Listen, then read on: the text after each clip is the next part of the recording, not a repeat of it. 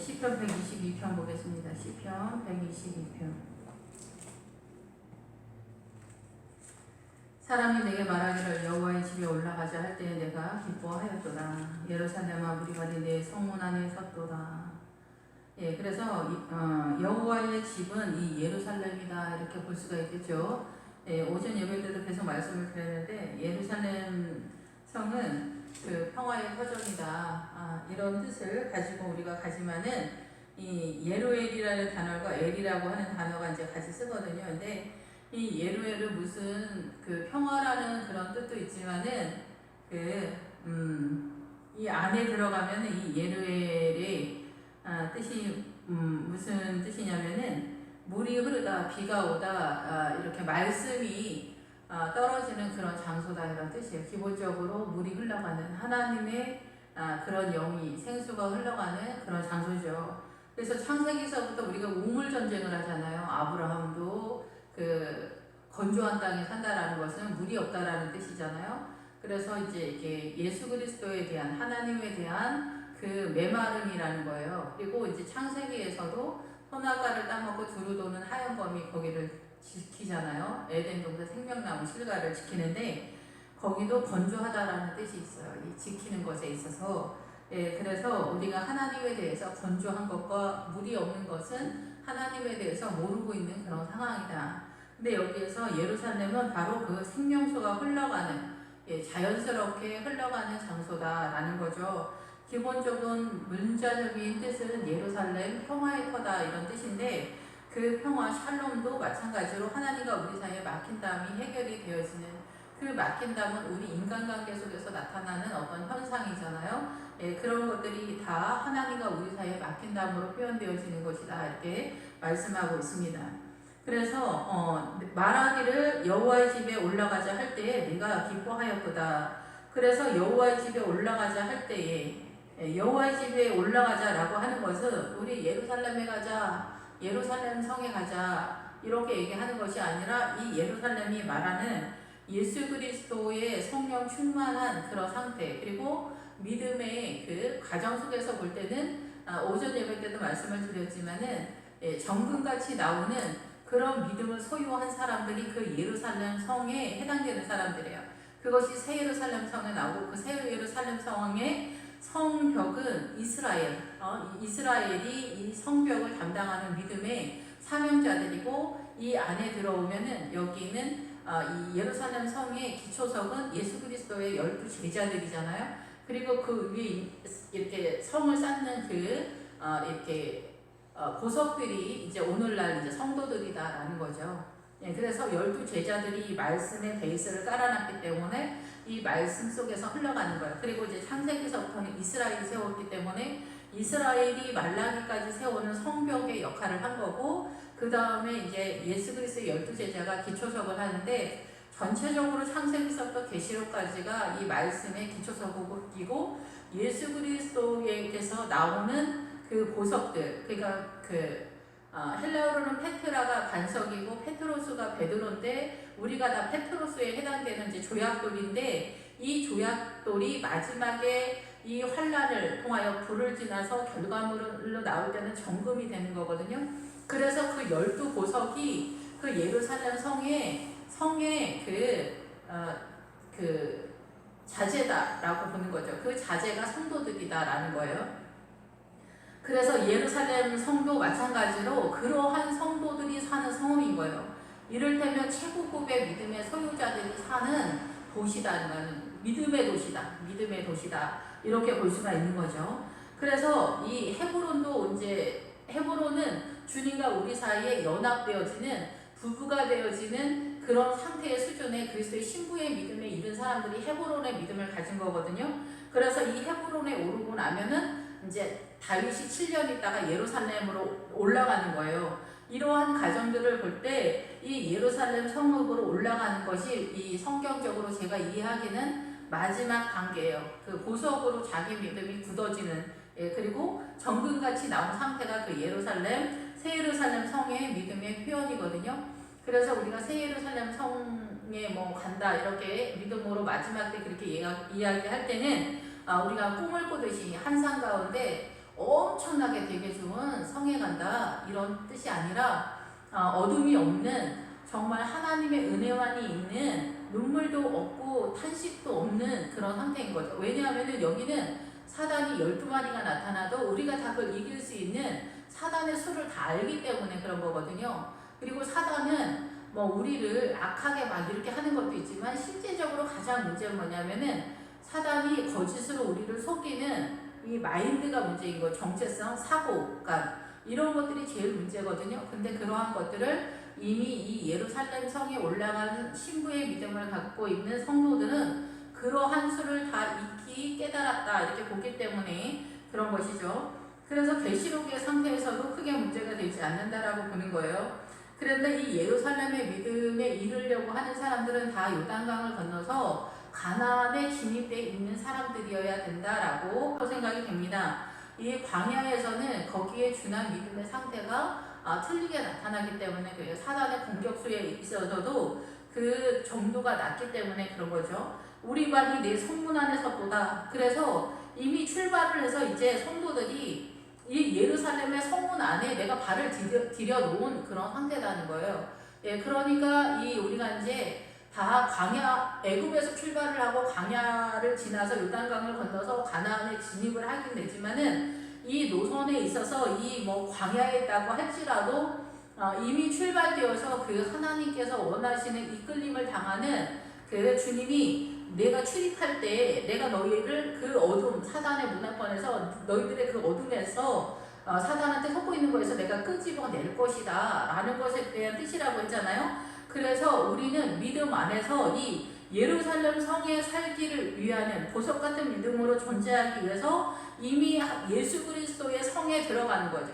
예수 그리스도의 성이 결국은 예루살렘 성이고 이 예수 그리스도의 어린 양의 성전이 내 안에 세워지지만 결국 나도 예수 그리스도 성전 안으로 들어가면서 이것을 우리가 계시록에서 누구든지 내 음성을 들면 그가 문을 열면 그는 나로 더불어 나는 그로 더불어 먹고 마시는 그런 상황이 나타나는 혼연일체가 되는 상황으로 나타나게 된다는 거예요.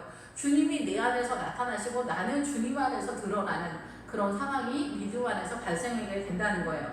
그래서 이 예루살렘 성에 들어가게 되는데 우리 발이 네 성문 안에 섰도다. 출발되어서 이미 진입되어지는 상황의 믿음이라는 거예요. 그래서 나 예루살렘 성 안에 들어가 있는 것 같은 상황으로 들어가고 이 예루살렘 성을 건축하는 그런 세워가는 믿음의 원리 속에 들어가 있다. 그래서 우리가 이제 홍해를 지날 때 홍해는 그 존재가 뭐냐면은 갈대나무인 거예요. 홍해, 갈대숲을 지난다. 우리가 이제 기본적으로 문자적으로는 그렇게 생각하지만 이 갈대숲이 말하는 것이 애굽에 우리가 있을 때 예수 그리스도를 믿지 않을 때는 갈대와 같은 그런 존재다라는 거고 홍해를 지났을 때는 이 광야에 진입하게 되면은 이 광야 똑같은 그 세례지만은 그 세례의 내용은 틀리다라고 볼 수가 있죠. 홍해의 세례와 요단강의 세례는 그 세례의 내용이 틀린 거예요. 홍해를 지날 때는 애굽에서 광야로 진입하게 될 때는 내 존재가 바뀌는 거예요. 나무로, 포플라 나무 뭐 이런 식으로 백양나무 이런 식으로 바뀌는 거예요. 하나님께 속한 나무로. 그러니까 갈대하고 나무하고 엄청난 차이가 있잖아요. 그런 하나님에 의한 존재가 되는 거죠. 이 성문 안에 발을 들여놓은 것 같은. 그런데 이제 그 요단강을 건너가게 되면은 엄청난 나무가 되고 최종적으로 우리가 그 나무로서 말할 때는 그 레바논의 백향목 나무. 근데 그 레바논의 백향목 나무가 시돈과 두로가 사실은 다 하나님께 속한 이스라엘 땅인데 이게 원래 이스라엘 땅이나 그 얘기가 아니라 이 이스라엘 그 믿음의 교회 공동체의 영역 속에 믿음의 세계를 표현하는 땅인데 우리가 거기까지 진입을 못했어요. 이스라엘이. 그러면서 주님은 갈릴리 바다에서 그 펼쳐가는 하나님의 나라를 선포한 게 아닌가 이렇게 생각이 됩니다. 그것도 설명을 하려면은 좀 길기 때문에 그래서 성문 안에 섰도다. 어마어마한 사건이 발생된 거예요. 믿음 안에서. 예루살렘아 우리 발이 네 성문 안에 섰다. 엄청나게 감격스러운 상황인 거죠. 정말. 그 옛날에 너 출신이 어디냐, 노마냐, 너 국적이 어디냐, 나 미국이야. 이렇게 하는 것 같이 너 시민이 어디야?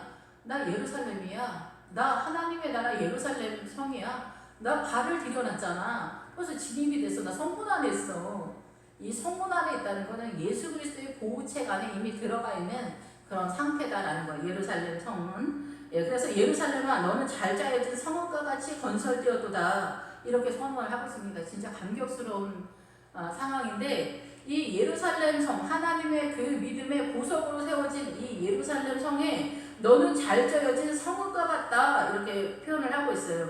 그런데 이 가정도 그렇고 교회 공동체도 그렇고 예루살렘 성 마지막으로 최종적으로 보석 같은 믿음으로 드러나는 하나님 예수 그리스도의 그 신부된 믿음들의 그 보석 같은 믿음으로 드러나는 성읍으로 건설된 예루살렘 성이지만은 이 예루살렘 성이 예수 그리스도의 생명수가 자연스럽게 흘러가는 성읍이면서 잘 짜여진 것은 뭐냐면은 그 동맹하다, 연합하다, 묶다 이런 뜻이거든요. 그래서 이게 헤브론의 이름, 헤브론이 나올 때도 마법처럼 느껴지다 이런 뜻을 갖고 있어요.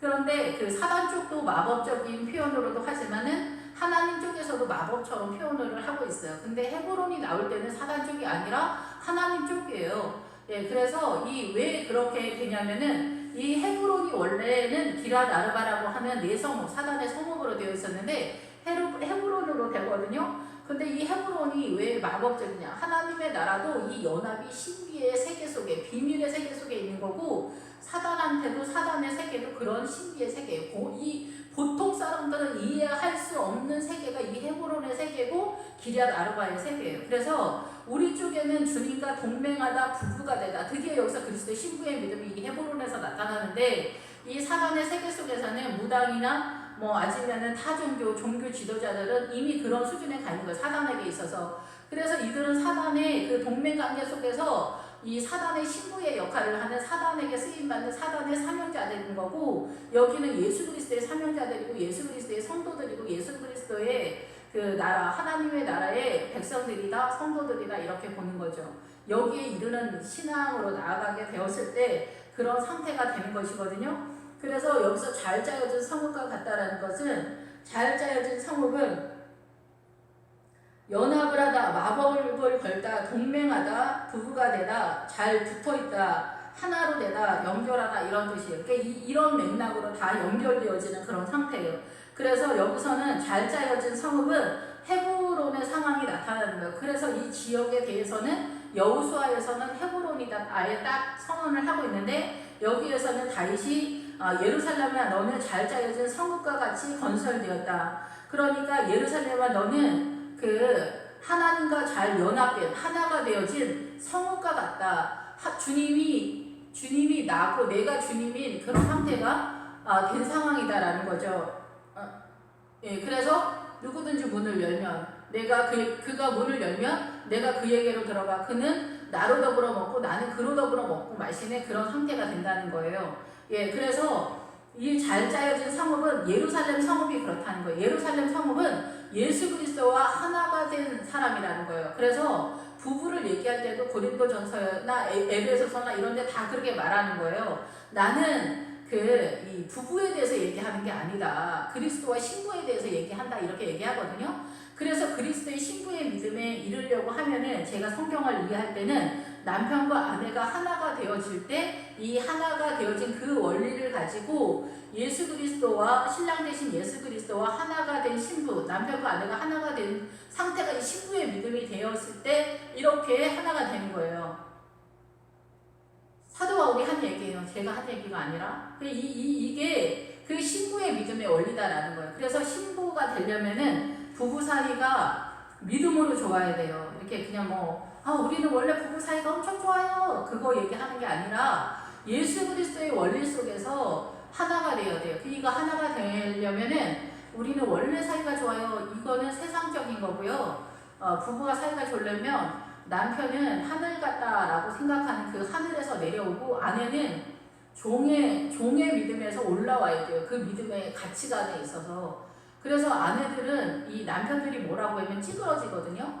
근데 찌그러지면 안 돼. 마음이 찌그러지면 안 되고 하나님께서 나를 헬퍼로 세우셨는데 지금 남편이 잘 몰라서 나를 무시하고 하대하고 이 가정에서 사나움 그리고 잔인한 통치권을 이 가정 속에서 휘두르고 있는데 이 아내가 눌리면 안 되고 믿음 안에서 일어나야 돼요. 그래서 이렇게 전쟁을 하라는 게 아니라 믿음 안에서 마음이 눌리면 안 된다는 거예요. 마음이 눌리면 안 되고 마음이 일어나야 돼. 영혼이 일어난 상태고 남편은 그 무식한 그 하늘이다. 남편은 하늘이다. 이런 거에서 내려와야 돼요. 그리고 사람과 사람이 서로 마주보면서 창세기 2장에서 헬퍼를 만들었는데 맞은편에서 도와주는 사람이 헬퍼거든요. 이 아내거든요.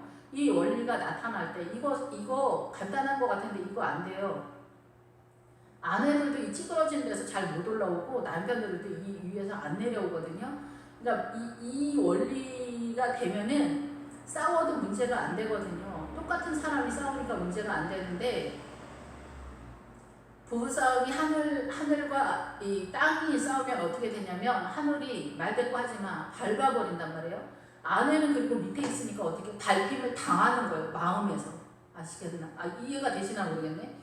마음에서 눌린다는 거예요. 그래서 한없이 이 아내는 저 땅속 밑에 저 지하로 내려가요. 그 마음이. 남편은 하늘 끝까지 올라가서 어디서 하늘아가 말대꾸를 하고 하거나 짜증나. 여기 다 집이 왜 이렇게 엉망진창이고 애들은 공부를 왜 이렇게 못해? 이게 다 부인 탓처럼 되는 거예요. 이 집안에. 그래서 이 싸움이 끝이 없는 거예요. 그러니까 이게 이런 사고관이 이게 사단이 역사하는 마인드라는 거예요. 너무 많이 갔나? 어쨌든 그래서 이 잘 짜여진 동맹관계 이게 되게 어려운 거예요. 그래서 남편과 아내가 믿음으로 하나가 되어야 되는데 이 원리를 이 선악과를 먹고 나서 이 틀어진 관계부터 이게 바로 잡아야지 이게 세워지기 시작하는데 이거 서로 불편하니까 말을 안 하거나 교회 내에서도 이거 조심스러우니까 그냥 내비놓고 그냥 남편은 하늘에서 있어. 아내는 그냥 밑에서 있어. 그래도 문제가 안 돼. 그냥 남편이 그런가 보다 해. 이렇게 하는 거예요. 그러면 이건 사단의 통치권 속에서 이거는 종교의 믿음이 되는 거고 여기는 이상한 믿음이 되는 거거든요. 이건 하나님의 나라가 아니니까 문제가 되는 거거든요. 그러니까 너무 좀 안타깝죠. 이런 얘기하는 저도 좀 이상하다라고 생각하시는 분들도 있는데 저도 말 이렇게 복잡하지 않게 얘기를 하고 싶지만 우리는 선악과를 따먹으면서 이 틀어진 관계가 됐는데 이 틀어진 거를 제자리에 놓지 않으면은 그리스도의 신비의 믿음이 안 되는 거예요. 우리 잘 지내자, 착하게 지내자, 싸우지 말자고 한다고 해서 안 싸우는 거 아니지만은 그리스도의 신부의 믿음이 안 되는 거예요. 하나님의 나라는 이렇게 주종의 관계로 틀어진 게 아니야. 이건 틀어진 거는 사단의 나라거든요. 그런데 사단의 나라를 그대로 두고 우리 신부의 믿음을 갖자. 이렇게 하니까 안 되는 거거든요. 너무 안타깝죠? 예, 그래서 이 예루살렘의 성문 안에 들어가는 거는 이 성문 안에 들어간 믿음에서 이 예루살렘의 잘 짜여진 성문과 같이 건설되었다. 여기는 예수 그리스도의 동맹관계를 얘기하는 거예요. 하나가 되고 연합되어지는. 주님과 연합되는 게 간단한 게 아니라는 거예요. 여기 헤브론은 가나안에 가야 나타나는 성읍이잖아요.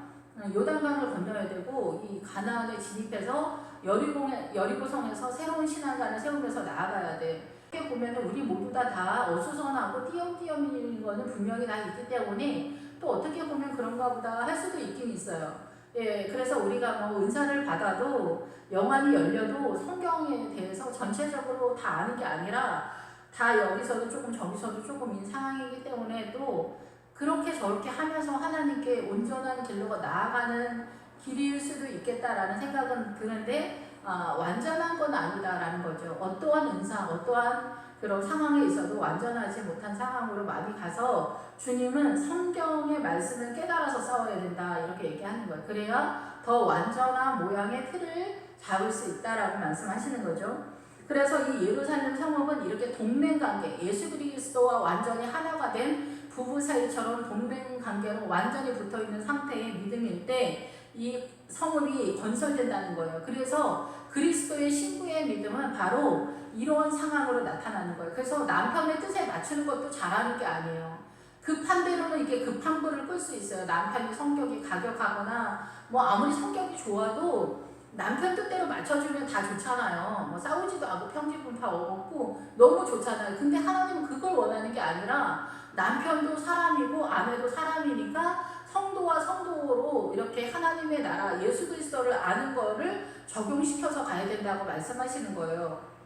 예, 그러니까 우리는 남편이 막 존댓말 써주고 막 도와주고 이러면은 우리 사이는 너무 좋기 때문에 문제가 없다. 물론 사랑하고 있으면은 크게 문제가 되진 않아요. 근데 그리스도의 신부의 믿음에 이르려고 한다면은 예수 그리스도화 되어야 되는 거예요. 남편과 아내가. 예, 그래서 여기서 하나님의 나라 성령의 흐름이 흘러가야 돼요. 이게 그거에 대해서는 이제 본인들이 또 세워가야 되겠죠. 그 정확한 마지막 자리에 그 가정에서의 믿음은 교회에서 선언되어지는 말씀에 자기네 가정 속에서는 또 본인들이 세워야 되기 때문에 그 부분에 있어서는 본인들이 세워가야 된다라고 생각이 됩니다. 건설되었다, 짓다, 세우다 이런 거.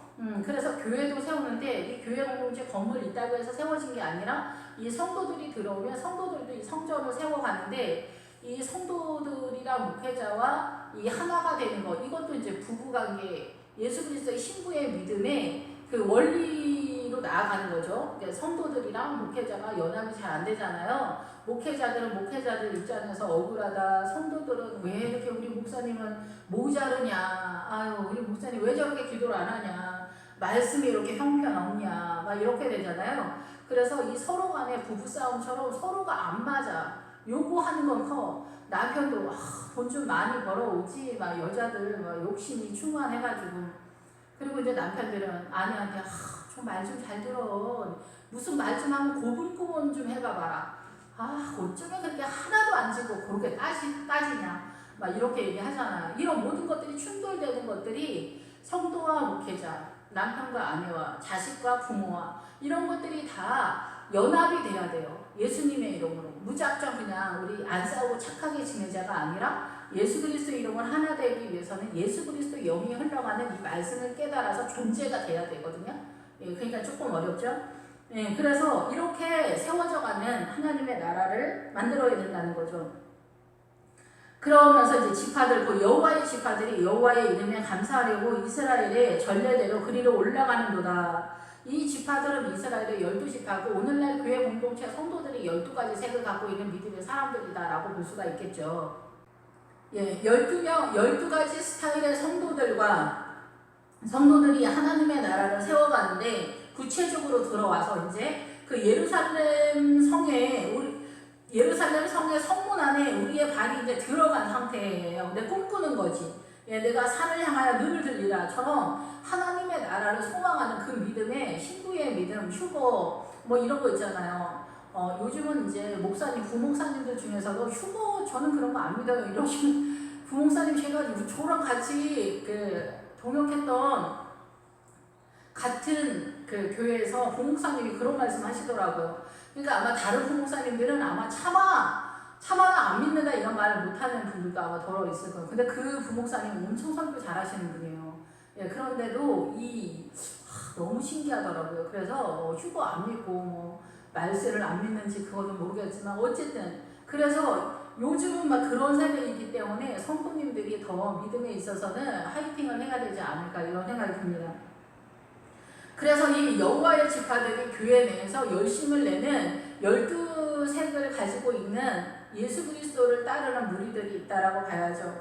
이런 사람들이 여호와의 이름에 감사하려고 이스라엘의 전례대로 그리로 올라가는도다. 그래서 이 여호와의 이름에 감사하려고 하나님을 찬양하고 무릎을 꿇는 그런 상황이 되는 거죠. 성읍은 기본적으로 깨어서 지키다라는 그런 뜻을 가지고 있어요. 이제 문자적으로는 성읍인데 그래서 이 예수 그리스도의 성읍 안에 들어가면은 기도는 필수예요. 기도는. 그리고 예배에 자꾸 나와야 돼요. 그 뭐 대예배 한번 나와가지고 뭐 믿음을 어떻게 세워간다? 그거는 있을 수가 없어요. 요새 계속 말씀을 드리지만은 대예배는 목사님이 아주 쉽게 미움처럼 죽을 끓여가지고는 누구나 소화 잘 되게 이렇게 먹어라 이렇게 하고 해주는 설교이기 때문에 여기는 어려운 거 얘기도 안 해요. 목사님들이. 옛날에 저희 교회 청년대 목사님은 금요 철야만 되면 그렇게 잔소리를 많이 하시는 거예요. 근데 지금은 이해가 돼요. 금요 철야에 나오는 성도들은 잔소리를 해도 소화가 되니까 금요 철야에 나오는 사람들만 붙들고 얘기를 하셨었던 거였구나. 금요일만 되면 주님 목사님 잔소리 때문에 죽겠어요. 막 이렇게 생각했던 적이 있었거든요. 그런데 그게 다 깊으신 뜻이 있었던 거였던 거구나. 요즘은 그렇게 생각이 드는데, 이 감사하려고 던지는 거는, 감사하려고 하는 거는 던지다, 쏘다 뭐 이런 뜻이거든요. 찬양하다, 고백하다 이런 것도 있는데, 이 던지다, 쏘다 이런 단어가 나올 때는 말씀을 던지다, 공격적으로 나가다, 하나님의 나라 쪽에서 그런 것이 있고 또 사단 쪽에서 공격하는 그런 세력이 있어요. 그래서 이 말씀이 던져지는, 그래서 말씀을 뿌린다고 하잖아요. 뿌리는 식으로 우리가 그렇게 얘기하는데 말씀이 던져지는 것처럼 이렇게 성경에서는 나오더라고요. 예, 그래서 말씀이 던져지면 그거를 받을 거냐 막을 거냐 이런 식이죠. 그래서 이제 여호와의 이름에 감사하려고, 그리고 여기에서는 이제 여호와의 이름에 찬양하려고, 여호와의 이름이 주님 전체잖아요. 예, 그래서 감사하려고 이스라엘의 전례대로 그리로 올라가는도다. 이 맥락은 뭐냐면은 예루살렘 성에 그 믿음으로 나아가는 그 얘기를 하는 거예요. 그래서 감사하려고 여호와의 이름으로, 만군의 여호와의 이름으로 다윗이 나간다고 하잖아요. 그런 것처럼 저한테도 옛날에 제가 주님 휴거가 됐는데, 저희 고등부 애가 꿈을 꿨는데 휴거가 됐는데 제가 휴거가 안 됐더래요. 휴거가 됐는데 저희 교회가 좀 큰데 거기에서 2명이 휴거가 됐대요. 근데 이제 제가 막 휴거 타령을 하는데 휴거 타령한다고 휴거 되는 게 아니라 이제 그거 믿음을 세워야 되죠. 근데 어쨌든 그럴 때 저희 고등부회가 휴거가 됐는데 2사람만 휴거가 됐대요, 우리 교회에서. 그래서 전도사님 휴거 된다, 한번 가보자 했더니 제가 떡하니 교회에 있더래요. 이게 휴거가 안 된 거죠. 그래서 이제 제가 막 그때부터 주님 어떻게 저한테 이럴 수가 있냐 이러면서 작정기도 사심을 했더니, 그때 주님의 답은 뭐였냐면 내 이름을 사용해라 였어요. 저는 그 전에는 기도하고 끝에만 예수님의 이름을 넣었어요. 그런데 지금은 그 이름이 그런 이름이 아니구나. 예수님의 이름은 내 생명이구나. 그리고 주님은 내 생명이기 때문에 나의 모든 것에 예수님의 이름이 나타나야 되는 거구나. 그래서 7개 있잖아요. 계시록에 7, 그래서 힌도를 줄 텐데 그 힌도를 받은 자만이 그 이름을 알 거다 이러거든요. 거기에 이름이 뭘까요? 전 그러고 나서 알게 된 건데, 이 이름이 예수의 이름이구나. 이 힌도를 받은 사람은 여기에 예수 그리스도라고 써 있는데, 이 예수 그리스도의 이름을 우리가 이 세상에 예수 그리스도의 이름 모르는 사람 어디가 있겠어요? 그런데 이 힌도를 받은 사람은 이 예수 그리스도의 이름이 뭘 말하는지를 안다 얘기예요. 누구에게나 다 주는 것 같지만 그 예수 그리스도의 이름이 뭘 말하는지 본인은 안다는 거지. 그거를 받은 사람은. 이게 생명이라는, 저는 이제 생명이라고 표현하는데 다른 사람들은 또 다르게 표현할 수가 있겠죠. 근데 어쨌든 간에 이 예수 그리스도의 이름, 여호와의 이름에 감사하려고 이스라엘의 전례대로 그리로 올라간다. 여기에서는 이제 절기에 따라서 예루살렘에 올라가는 것 같이 문자적으로 표현했지만, 실제적으로 이 이스라엘의 전례대로 그리로 올라간다는 것은 이스라엘의 증거대로 그리로 올라간다. 증거나 증인이나 목격자 이런 뜻이 이제 가끔 나오는데, 이게 뭐냐면은 모세를 통해서 율법을 받으면서 여호수아에서 하나님께서 이스라엘을 구원하신 그런 모든 것들에 대한 증인이 누구냐, 그거에 대한 증거가 뭐냐, 그거에 대한 절기다 얘기해요. 그래서 이 절기들이 전례대로 이것이 증거가 된다는 거예요. 이 절기들이. 그래서 이 절기들이 이스라엘의 전례가 돼서 그 영적 전쟁을 하러 예루살렘에 올라간다는 거예요. 그래서 이스라엘은 무슨 뜻이라고 그랬어요? 여호와가 싸우신다, 주님이 싸운다, 주님이 다툰다, 주님의 힘이 전쟁한다 이런 뜻이거든요. 그래서 이스라엘은, 바로 교회 공동체는 하나님이 싸울 수 있도록 하나님에게 자리를 내드려야 돼. 주님께 자리를 내어드리는데, 그 싸움은 이 말씀을 깨닫는 것도 있지만 말씀을 깨닫기 위해서는 기도의 자리를 꼭 지켜야 돼요. 예. 그래서 우리가 이 세상을 구하려고 딸이 고3이다, 아들이 고3이다, 남편이 승진한다 이런 것 때문에 작전 기도하지 마시고, 그런 것들은 초보들이 하는 거고, 하나님의 나라를 꿈꾸는 자들이 생명을 위하여서 기도를 해야 되는 거예요. 교회를 지키기 위해서 기도를 해야 되는데, 요즘은 목회자들이 기도를 못하게 하시는 것 같다 이런 생각이 들어요. 목사님들이. 그래서 그 위로 올라간다는 거예요. 예루살렘을 향하여 그 예루살렘 성의 믿음을 향하여 올라간다는 거예요. 예루살렘 성의 믿음을 향하여. 예? 그래서 거기에 심판의 보좌를 두었으니 곧 다윗의 집의 보좌로다. 거기 심판, 우리를 다스리고 통치하는 하나님의 나라의 모든 것에 대한 보좌를 두었다. 예루살렘에. 그리고 곧 다윗의 집의 보좌로다. 이 다윗은 가장 사랑하는 연인이다 이런 뜻이잖아요. 그래서 너무 사랑하는 연인. 그래서 주님이 오죽하면 신랑이라고 하겠어요. 그리고 오죽하면 우리를 신부라고 하겠어요. 그래서 우리를 사랑하니까 우리가 신부의 믿음으로 나아간다 이러고 주님은 신랑 되신 주님. 그래서 우리는 보통은 구원의 믿음을 가지고 나아가는데 야가서에서는 너의 사랑은 포도주보다 승하다 이러거든요. 포도주보다 승한 건 뭐예요? 너는 나를 사랑하기 때문에 나에게 나오는구나. 구원을 얻으려고 나오는 게 아니구나. 너는 나를 사랑하는구나. 라고 주님이 말씀하신다는 거예요.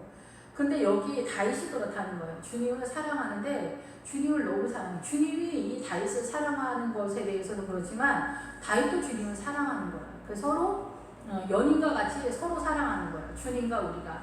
예. 그래서 연인과 같은 거예요. 연인은 어때? 하루도 안 보면 안 되지. 늘 보고 싶지. 늘 그립지. 보고 있어도 보고 싶은 그대. 예. 유행가 가사처럼 그런 상황이잖아요. 보고 있어도 보고 싶은 거. 마음이 그런 거잖아요. 예. 그래서 늘 그리움. 예. 그래서 늘 주님이 그리움. 주님은 내가 너희와 함께 있다. 그래서 임마누엘인 거예요. 임마누엘. 그래서 주님은 크리스마스 때 내가 너희를 구원하러 임마누엘로 왔다가 아니라 이미 오셔서 우리가 늘 함께 하시는 임마누엘인 거예요. 그래서 늘 우리가 함께 하는데 우리는 항상 내가 혼자 있다라고 착각을 하죠. 아, 주님은 내가 죽으면 천국에 가서 보나? 이런 말도 안 되는 신앙을 갖고 있는데 그게 아니라 주님은 늘 우리와 함께 계시는 거를 내가 느끼고 있나? 내가 알고 있나? 이게 너무 중요한 거죠. 그래서 그 다윗의 집의 보좌로다. 다윗의 집의 이 보좌가 기본적으로 이제 보좌죠. 그런데 이 보좌의 기본 뜻에 들어가면 옷을 입다, 덮다, 가리다. 그래서 이 다윗의 집의 보좌는 옷을 입다, 덮다, 가지다 이런 뜻이 있어요. 물론 당연히 의자인 그런 그 사람의 권위나 이런 위치를 말한다고 볼 수가 있죠. 지위나 이런 거. 그런데 이 기본 어근에 들어가면 옷을 입다, 덮다, 가리다 이런 뜻이 있어요. 그래서 하나님의 아버지의 그 보좌 앞으로 나아가면은 우리의 죄가 가려진 바 되었다라는 거예요. 그래서 이 죄도 사실은 우리가 죄를 깨닫는 게 되게 어렵잖아요. 우리가 뭐 보편적으로 큰 죄를 짓고 사는 것 같지 않은데 우리의 사고관에 하나님 나라의 통치권으로 내가 다스림을 받고 있느냐 아니면 사단의 통치권을 받고 있느냐. 사단의 통치권을 받고 있지 않아 나는 이렇게 생각하지만 돈에 대해서 늘 애가 타고 출세시켜야 되고 우리 자식들 학원 좋은 학원 그래서 뭐 특목고는 아니더라도 고등학교 제대로 가고 대학교를 어떻게 좀 했으면 좋겠는데 막 유학을 가고 막 이런 거에 다 우리가 마음을 빼앗기고 있잖아요. 그래서 이 아말렉의 전쟁이에요. 그러니까 아말렉의 전쟁 광야에서. 그러니까 우리는 그렇게 하면은 막 이렇게 못 살고 못 먹고 막 찌그러지고 막 비루하게 살까봐 너무 겁이 나잖아요. 근데 그렇지가 않거든요, 사실은. 그런데 어느 한테는 믿음 때문에 약간 그 초라한 몰골이 사납게 나타나긴 하죠. 그런데 그거는 어느 일시적인 거고 또 하나님께서 늘 정상적으로 이끌어 주시고 믿음으로 풍성하게 하는데 우리는 그런 것들을 두려워하기 때문에 이 하늘 보좌가 우리에게 나타나지 못하는 상태가 되는 거예요. 그래서 이렇게 온전한 옷을 입지 못하는 상태가 되는 거고 흰 옷을 입으려면은 어느 순간 하나님이랑 작전기도 40일 정도 해거나 1, 2년 동안 1000번째 재물 드린다고 해서 되는 게 아니라 우리 일생 전체 속에서 그 주님의 그 의를 따라서 그 예수 그리스도의 통치권이 완전히 이루어지는 어느 시점. 아브라함은 75세 때 그 가나안에 들어갔는데 이 애국적 신앙관을 갖고 있잖아요. 이렇게 해서는 안 되는 거예요. 그래서 아브라함이 이삭을 낳았던 100세가 돼야 되지 않을까 이런 생각이 들거든요. 그래서 우리가 흰 옷을 입는다는 거는 저는 옛날에 그냥 주님이 이제 내가 조금 착한 척 좀 하고 막 이러면 주는 줄 아는데 전혀 그렇지가 않더라고요. 그래서 이제 시험이 들기도 하고 막 이러는데 그거는 속일 수 없는 주님을 사랑하는 주님의 나라가 통치권이 다스림이 내 안에 풍성함으로 나타나야 되겠죠. 온전한 흰옷을 입기 위해서는 내가 꼭 흰옷을 입어야겠다라는 그런 열망으로 나아가기도 하지만 가장 중요한 거는 주님을 사랑하면서 그 흰옷에 걸맞는 믿음의 내용이 내 안에 가득 차게 되는 것이 가장 중요한 거겠죠. 예, 저도 그냥 근데 어떻게든지 입고 빨리 흰옷을 입고 편히 앉아서 할렐루야만 하면서 있는 거를 생각했던 것 같아요. 근데 그렇지가 않다는 거죠. 주님은 환난이 왔을 때 네가 그것에 대한 이기는 믿음의 내용 전체가 하나님의 나라다. 그러니까 힘들고 어렵고 그 짜증나는 일이나 하다는 일이나 이런 것들이 있을 때 슬퍼하거나 탄식하지 마라. 거기에서 하나님의 나라로 세워가라. 이렇게 말씀을 하시더라고요. 예루살렘을 위하여 평안을 구하라. 예루살렘을 사랑하는 자는 형통하리로다. 예루살렘은 단순한 그 성읍이 아니라 믿음의 그 보석 같은 믿음으로 나온 성도들의 성읍이라는 거죠. 그리고 여기는 기본적으로 예수 그리스도의 물이 흘러가는 생명수가 흘러가는 장소고 비가 오는 그리고 화살이 쏘이는 그래서 이 화살이 그 하나님의 말씀으로 표현이 될 때 하나님의 강력한 나라가 세워지는 그런 장소인 거예요. 그래서 하나님의 나라의 말씀과 기도와 생명수가 흘러가는 장소라고 볼 수가 있죠. 여기에서 평안을 구하라. 여기 샬롬이죠, 샬롬. 그래서 늘 말씀을 드리지만 샬롬은 그 전쟁이 많아서 이스라엘이 샬롬을 말하는 게 아니라 이 샬롬은 평안이고 평화고 이런 뜻이에요. 그래서 이 샬롬은 하나님과 우리 사이에 막힌담이 없어진 인간관계의 모든 것 속에서 아수라인 그 모든 것들이 사라진 그런 상태죠. 그래서 주님과 우리 사이에 이 예수님의 십자가가 화목제물로 오셨다라고 이렇게 말씀하잖아요. 그 화목제물의 상태가 이루어졌는 것을 일컬어 우리가 샬롬이라고 하고 예루살렘도 그 샬렘이 같이 들어가 있는 거예요. 그래서 예루엘과 살렘이 그래서 이 생명수가 흘러가는 그 평화의 자리가 바로 예루살렘인 거죠. 내 성 안에는 평안이 있고 성은 깨어 지키다. 그래서 반드시 기도의 자리를 놓치면 안 되고 기도의 자리를 꼭 지켜야 돼요. 날마다. 그래서 이 샬롬을 지켜서 성 안에 예수 그리스도 안에서 평안이 있는 거죠. 예수 그리스도 밖에는 샬롬이 흘러가지 않아요. 그래서 오전 예배 때도 제가 흥분했었는데 이 샬롬의 상태가 돼야 돼요. 예수 그리스도가 아니면 이 샬롬은 나타나지도 않을 뿐더러 가나안의 믿음을 영적 전쟁에서 승리해서 나간다 있을 수가 없는 거고 이 그 광야에서도 헤매면서 그 헤매는 길을 잃어버리는 방랑의 삶 속에서 자리를 잡지 못한다라는 얘기예요. 분명한 예수 그리스도에 대한 신앙관을 갖고 있어도 될까 말까 하고 산이 희미하게 보이는데 여기서 떡하니 WCC 얘기하고 이렇게 되면은 전혀 얘기가 되지 않는 거죠. 요즘은 이제 WCC에 대해서 적극적으로 이제 가담한 사람이 있고 멀리서 지켜보는 사람이 있고 가담하지 않은 사람들도 물론 있어요. 그런데 나는 어디에 있는가 이거 다시 한번 확인할 필요가 있는 거죠. 성도들은 여기에서 직간접적으로 이렇게 나타나는 게 아니라 거의 대부분은 간접적으로 그 목사님들의 선언 속에서 나아가는데 담당 목사님들이 큰 교회 목사님이고 그 WCC에 가담이 되었다면은 생명수가 흘러가지 않고 이제는 건조한 상황이 될 거라는 거죠. 그렇게 되면은 하나님과 멀어지게 되면서 구원을 얻는 것에 매우 위험한 상황에 이미 진입되어 있는 그런 상태다라고 저는 그렇게 생각이 됩니다.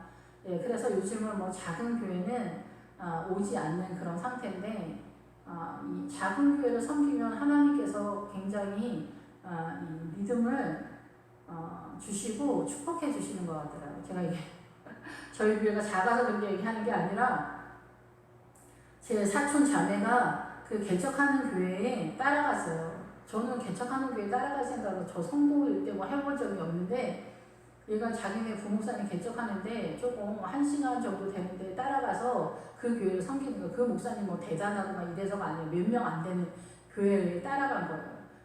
그래서 그런지 그 자매에게 하나님께서 은혜를 많이 주시더라고요. 저도 깜짝 놀랐어요. 저하고 수준이 비슷한 것 같기도 하고 전 목회자인데 모르겠어요. 그래서 그런 차원에서 저는 좀 놀랐어요. 예루살렘을 사랑하는 자는 형통하리로다. 예루살렘에 애정을 품은 자. 예루살렘에 애정을 품고 나는 정말 이 믿음으로 나아가야겠다. 정말 주님을 사랑하는 것에 대해서 애가 타는 성도들은 주님께서 행복하다는 거예요. 여기서 이제 형통하리라는 행복하다, 안전하다, 번창이 될 거다 이런 뜻이죠. 그래서 내 성 안에는 평안이 있고 내 궁중에는 형통함이 있을지어다. 그래서 내 성 안에 평안이 있고 예수 그리스도 안에서 너희 궁중에는 뭐냐면은 너희 집이 궁궐과 같다는 거죠. 예. 예수 그리스도의 왕권이 따로 있지만 너는 궁중에 있다는 거예요. 예수 그리스도 안에 너희 가정이 있다는 거죠. 그래서 내 궁중에 형통함이 있을 것이다. 평안이 있을 것이다. 라고 이렇게 말씀하시는 거예요. 우리가 살아가면서 평안이 제일 중요하잖아요. 세월이 가면 갈수록 집안에서 늘 이런저런 일들이 많이 일어나잖아요. 그 속에서 변함없는 기쁨의 평안, 예수 그리스도로부터 오는 평안이 제일 중요하죠. 내가 내 형제와 친구를 위하여 이제 말하리니 내 가운데 평안이 있을 것이다. 네가 있고 너희 가정과 너희 친구들이 있는 그곳에는 내가 샬롬을 줄 거야. 예수 그리스도의 평안을 줄 거야. 여기에서 다툼이나 사기나 원망이나 시기 질투나 이런 것들이 없도록 내가 지켜줄 거야. 이렇게 말씀하신다라는 거죠. 여호와 우리 하나님의 집을 위하여 내가 너를 위하여 복을 구하리로다. 예, 그래서 여호와 우리 하나님의 집을 위하여. 그래서 이 집은 예루살렘 성이고 교회 공동체죠. 예, 그래서 이 하나님의 집인 교회 공동체, 궁극적으로 우리가 이상적으로 바라보아야 할 예루살렘 성의 믿음의 그 성읍이기도 하지만 이 교회 공동체에서 그렇게 흘러가는데 가정 속에서도 내가 너를 위하여 복을 구하리다. 여기서 복은 그 바라크라는 그 축복의 그런 의미가 아니라 여기는 토브라는 단어를 써요. 그래서 여기는 하나님의 나라의 선함을 구하는 거예요. 하나님의 나라의 선함에 그리고 좋은 거예요. 즐거움. 내가 주님을 즐거워하고 기뻐하는 그런. 예수님도 나는 선한 선생이 아니다. 아버지만 선하다라고 말할 정도의 그 선의 나라, 하나님의 나라를 구하리라. 물을 것이다. 요청할 거다. 기도할 거다. 내가 이것을 간절히 기도할 거다. 이런 뜻이에요. 물을 것이다. 하나님께 요청할 것이다. 이런 뜻이거든요. 그래서 우리도 이 하나님의 나라에 대한 간절한 열망. 저도 뭐 이렇게 얘기할 입장은 못되지만 제가 대학원 들어가기 전에는 성경 주님 열심히 믿고 그러면 되지 이렇게 생각했었어요. 그래서 제가 이제 복수